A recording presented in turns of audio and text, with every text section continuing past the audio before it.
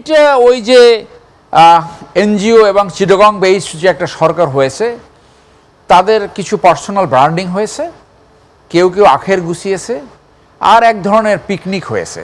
এই গণ অভ্যুত্থানের আকাঙ্ক্ষার দায়ভারটা আমার জানি কেন মনে হচ্ছে এটা বিএনপির ঘাড়ে আসতেছে। এইভাবে বলা যায় যে অন্তর্বর্তীকালীন সরকার বিএনপিতে একীভূত হয়ে গেছে। রাষ্ট্র একটি ডিসফাংশনাল স্টেট হিসেবে এখন চলছে, নাথিং ইজ ফাংশনিং। এবং আমাদের দেশ ডিসফাংশনাল স্টেট থেকে ফাংশনাল স্টেটে আসবে না ফেল করবে সেটাই দেখার ব্যাপার। ফেল করার প্রবণতা বেশি।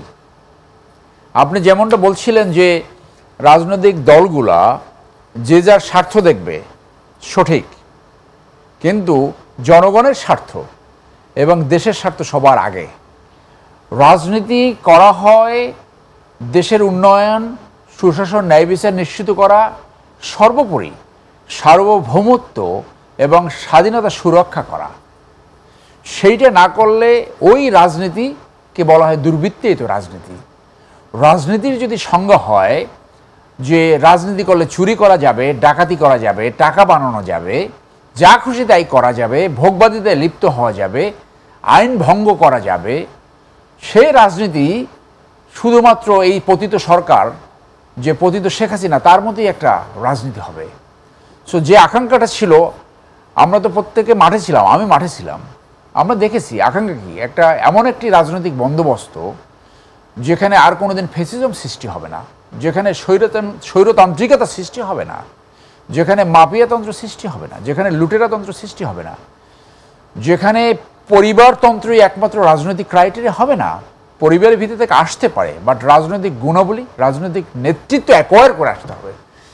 দেখাতে হবে যে পরিবারতান্ত্রিকতার মাধ্যমে তার লিডারশিপ আসে না, তার লিডারশিপ আসছে রাজনৈতিক যোগ্যতা, দক্ষতা, সততার ভিত্তিতে।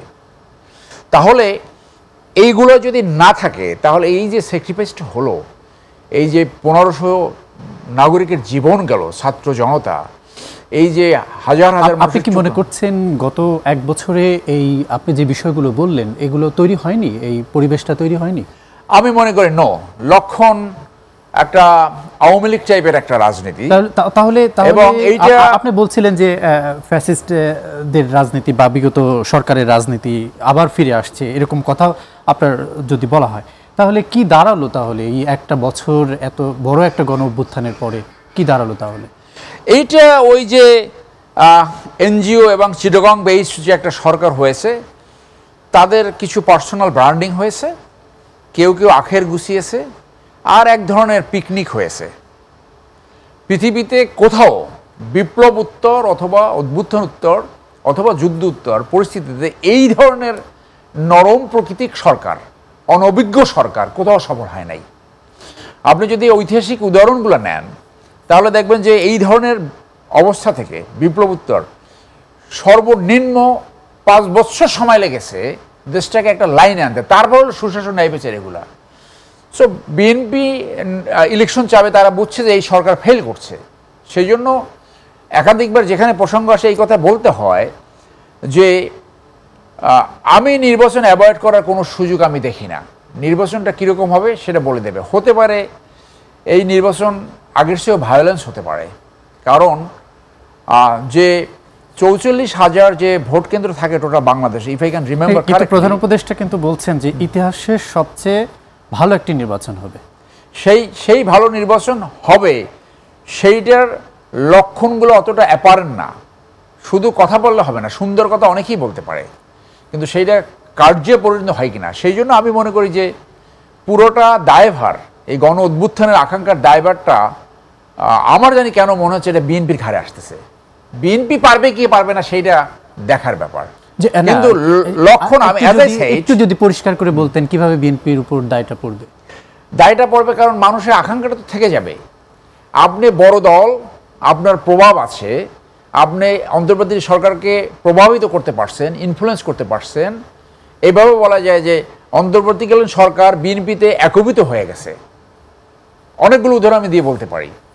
তো তাই যদি হয় তাহলে এই অন্তর্বর্তীকালীন সরকারের দায়িত্বটা পুরোটা আসতেছে কিন্তু বিএনপির ঘাড়ে। Reasonably, presumably BNP is coming to power. কারণ বাংলাদেশের সমাজ কাঠামোতে নৌকার এগেনস্টে অনেকেই দেখে ধানের শীষ। তো এবং আপনি বলছেন দ্রুত নির্বাচন চাচ্ছেন, কারণ নির্বাচিত সরকার না হলে স্টেবিলিটি আসছে না, এবং এই যে একটা ভঙ্গুর অবস্থা, এই যে একটা দাঙ্গাবাজ অবস্থা, এই যে একটা মব কালচার, এইগুলো নিয়ন্ত্রণ করতে পারছে না। এতদিন আমি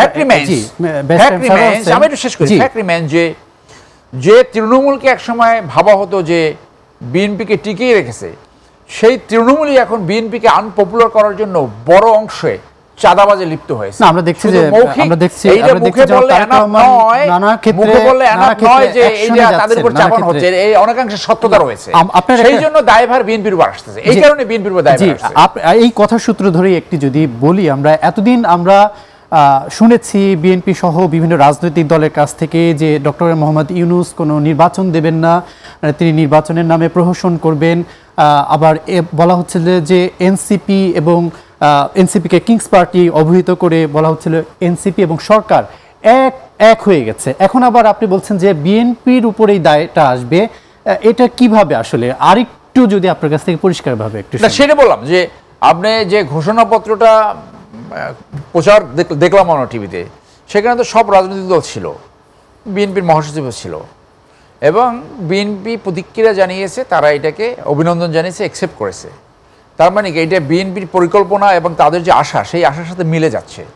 এবং আমরা দেখলাম যে পাঁচজন, এই যে এনসিপির 5 জন, তারা চলে গেল হলিডেতে, চলে গেল। এবং এক ধরনের ব্যাখ্যা তারা দাঁড় করেছে যে তাদের সমুদ্রের পাশে বসে তারা সুন্দর চিন্তা করতে পারবে ভবিষ্যতে কী করণীয়, সেইগুলা। এই ব্যাখ্যা যথেষ্ট না, এর ভিতরে আরও কিছু থাকতে পারে, সেটা সময় বলে দেবে।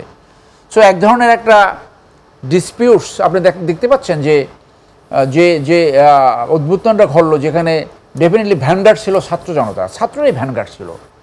তো এই যে ডিসপিউট, এখন জামাত কিন্তু এই নির্বাচনের বিপক্ষে অবস্থান নিয়েছে, এনসিপি বিপক্ষে, আরও কিছু দল। এখন তারা কিন্তু একসময় বাধ্য হতে পারে এই নির্বাচনে succumb to the situation, succumb to the pressure. আর তারা যদি সেই নির্বাচনে পার্টিসিপেট না করে, তাহলে তাদের অপশন থাকবে আইদার বয়কট করা অথবা প্রতিহত করা। বয়কট করলে কিন্তু ওই আওয়ামী লীগ টাইপের একটা নির্বাচন হবে, যে আবার শুধু বিএনপি ভার্সেস কিছু ছোট দল।